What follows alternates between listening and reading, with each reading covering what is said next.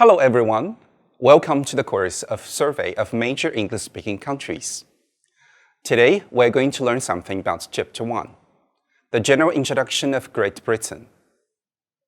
This lecture is about Lesson A, General Introduction of Great Britain. First, let's look at the picture. This is the world. This is the European continent. And this is the place we have to untangle today.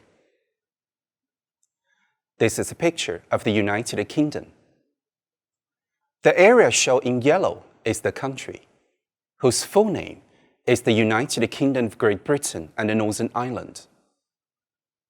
Part of the confusion is that the United Kingdom is not a single country, but instead is a country of countries. It contains inside of it 4 co-equal and sovereign nations. They are England, Scotland, Wales, and Northern Ireland. The first part of these is England, shown here in red. England is often confused with the United Kingdom as a whole because it is the largest and most populous of the nations, and it contains the capital city, London.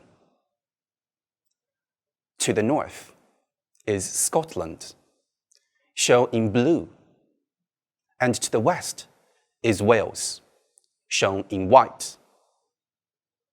And often forgotten even by those in the United Kingdom is Northern Ireland, shown in orange. Each country has a local term for the population.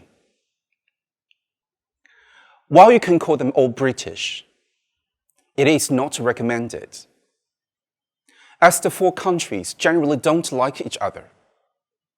The Northern Irish, Scottish, and Welsh regards the English as slave-driving colonial masters, no matter that all 3 have their own devolved parliaments and allowed to vote on English laws, despite the reverse not being true.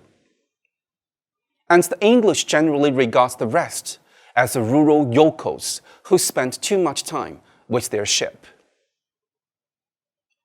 However, as the 4 constituent countries don't have their own passports, they are all British citizens, like it or not. The United Kingdom, England, Great Britain, are these 3 the same places? Different places? Do British people secretly love those who use the terms wrongly? Who knows the answer to these questions? I do, and I'm going to tell you right now. First, unlike England, Scotland, Wales, and Northern Ireland, Great Britain is a geographic term rather than a political term.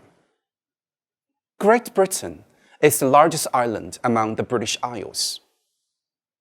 Within the United Kingdom, the Great Britain is often used to refer to England, Scotland, and Wales alone, with the international exclusion of Northern Ireland. The second biggest island in the British Isles is Ireland. It is worth noting that Ireland is not a country. Like Great Britain, it is a geographical, not political term. The island of Ireland contains on it 2 countries, Northern Ireland, which have already discussed, and the Republic of Ireland. When people say they are Irish, they are referring to the Republic of Ireland, which is a separate country from the United Kingdom. However, both the Republic of Ireland and the United Kingdom were members of the European Union, even though England have decided to cut the connections.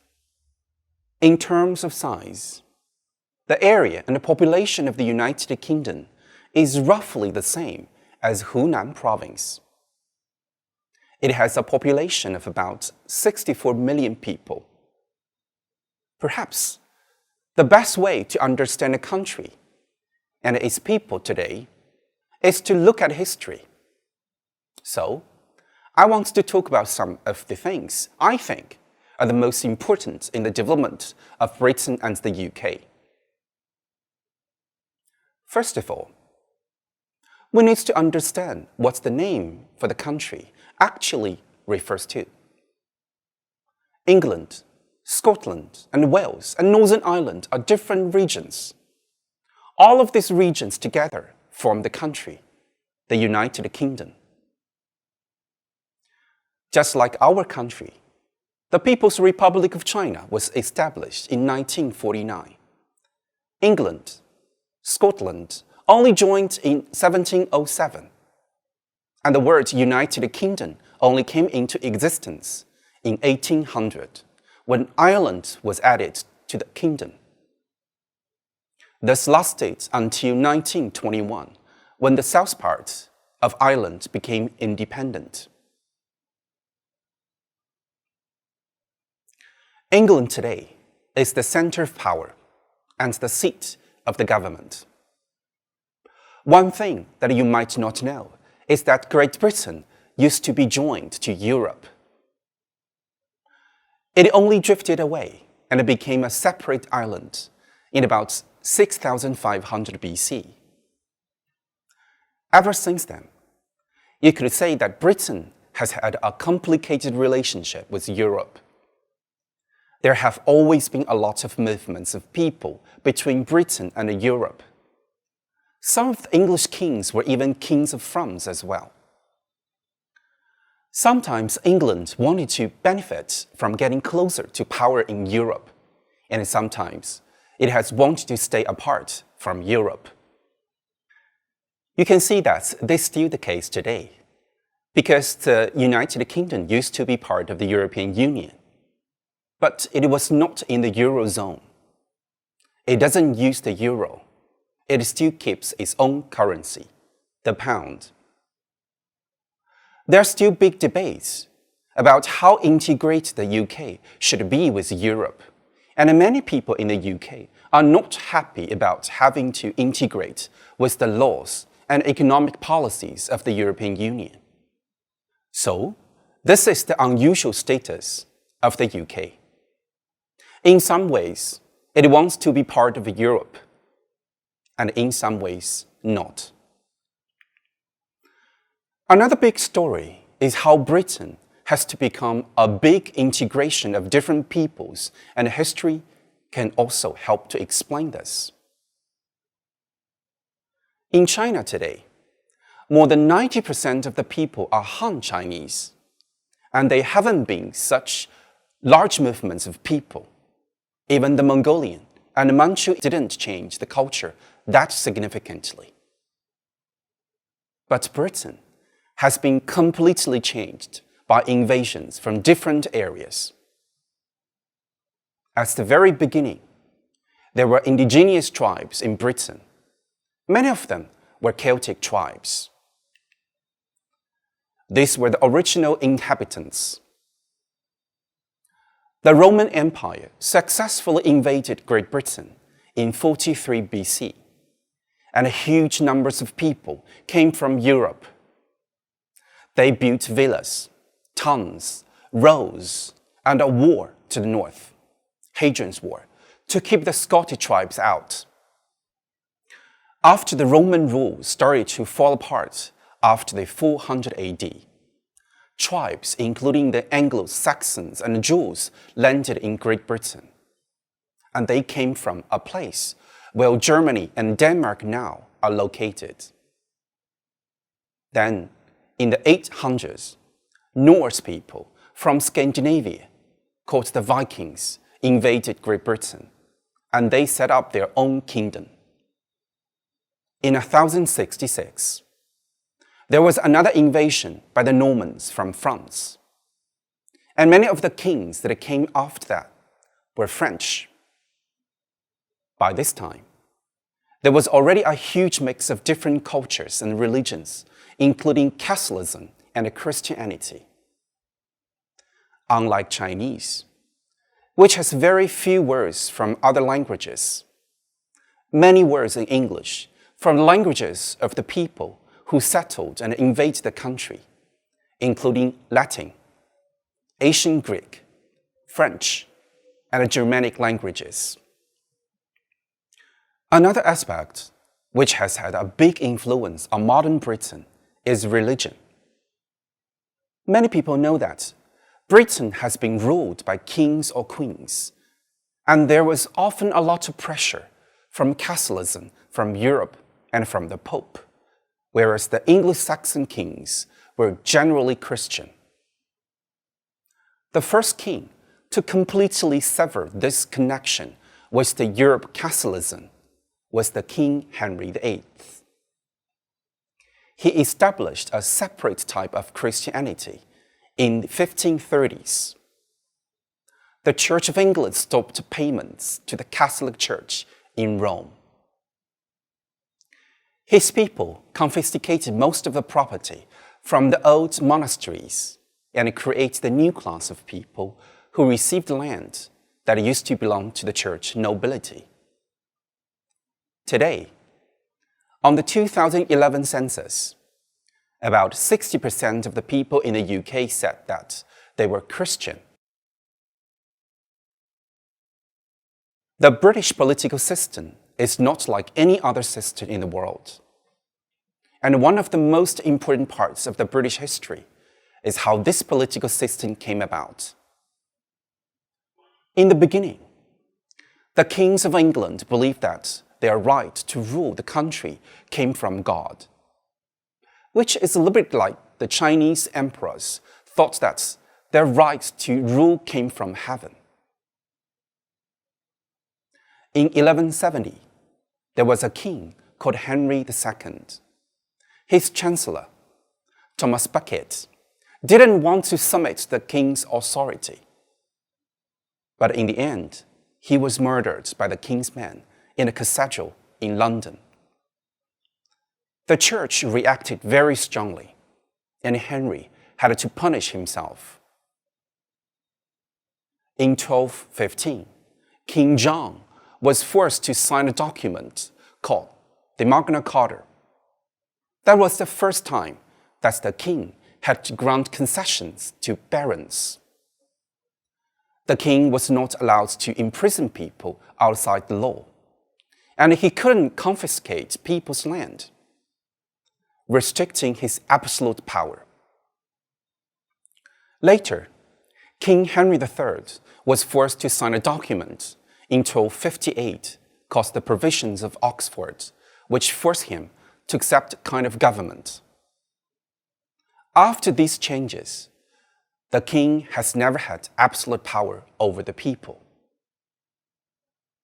You might know that England had long been headed by royal families, and the king's sons or daughters generally becomes the next king or queen. There were different families. First, there were the Plantagenets, many of whom came directly from France. Then there were the Tudors, then the Stuarts. Gradually, the kings found it harder and harder to do whatever they wanted without the will of the people and parliaments. The problem was most severe in the 1620s. The Stuart king, Charles I, wanted to fight more and more wars abroad and in Scotland, but they were very expensive. And he found it's very difficult to raise the money. So he was forced to call together parliaments to get the money approved. In 1628, Charles I was forced to sign a document saying he couldn't introduce taxes without asking Parliament, and he couldn't imprison people without a trial under the rule of law, and he couldn't raise his own army. In other words, by this time, the power of the king had been significantly reduced, and in the future, all decisions were to be made by parliaments. By the 1700s, the kings were not really that important anymore, and the political parties started to emerge in their place. Today, Britain still has a royal family, and currently the Queen is Elizabeth II. But she doesn't have any real power. All the laws are debated in the UK's two parliaments, and all the Queen does is signing her name on a piece of paper. The last big story from British history, I think, is the rise and the fall of the British Empire. Britain has fought dozens of wars throughout the history against France, Spain, and Holland. Britain was one of the first Western countries to have an industrial revolution in the 1700s. And it was looking for overseas markets in which to sell the products that were coming out of the new industrial cities. It expanded its overseas influence through a series of wars, including the 7 Years' War. In 1759, the British took several Indian cities. By that time, they already controlled 13 colonies on the east coast of America, and they took more of America and Canada. In 1763, Treaty of Paris, Britain was confirmed as ruling over India, Canada, and much of the Caribbean. The United Kingdom lost its North American colonies formally in the treaty in 1783, and later the United States of America became independent. Britain managed to hold off Napoleon from invading it in 1805, and it was surprisingly unaffected by war in Europe. Between 1793 and 1815, Britain gained an extra 20 colonies and managed to keep most of them throughout the 19th century. The empire eventually fell around the time of the First World War, partly because it was too large and expensive to maintain, and partly because of other major powers rising in the world: the United States, Germany, and Japan. Throughout the 20th century, most of the British colonies gained independence, but some countries remained the part of the Union called the British Commonwealth, including Australia, New Zealand, and Canada, all of which recognize the British Queen. The very fact that Britain had an international empire and had traded with countries all over the world more than 300 years has had a huge effect on the mindset of the British people. The British have a habit of drinking tea, which comes from India, Sri Lanka, or China. They drink it with sugar, which originally came from the British colonies in the Caribbean. After the British Nationality Act of 1949 up until the 1960s, any member of the British Empire could come and live and work in the UK without a visa, and large numbers of people from India, Pakistan, the Caribbean, Africa, and Hong Kong came to the UK. Now, the streets of the big cities in Britain are filled with people of Indian, Caribbean, and African origin, and they are British people of every skin color. In 1800s, Britain's industrialization continued. The population almost doubled. At that time, Britain was the richest country in the world.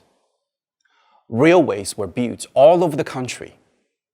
Poverty was reduced, and the houses had gas and electricity fitted.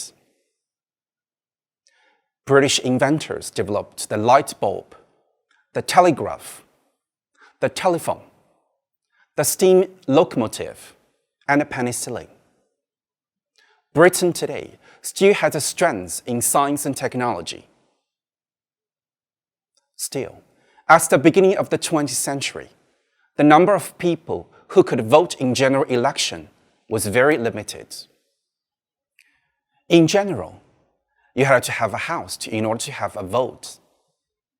And the people who had multiple houses in different places could vote multiple times. This was hardly a fair system for the people to decide the running of the country. So, the situation started to change after the First World War. In 1918, women above a certain age were able to vote for the first time. And slowly, voting was optional for everybody in the country over the age of 18. So, what kind of country is Britain today? Well, it is no longer so powerful. Britain is now the fifth biggest economy in the world, and Germany has overtaken it in Europe. The UK has strengths in financial services, engineering, and the creative industries. The National Health Service provides free medical care in hospital. And there is a system of neighborhood doctors for everybody living in the country. But you do have to pay to buy the medicines outside the hospital and to see the dentist. There is free kindergarten and free education up until the age of 18, although you can leave school at 16 if you want. Britain is still strong in education and is famous for its Oxford and Cambridge universities. It still has a royal family who hold a lot of land and assets, but little real power.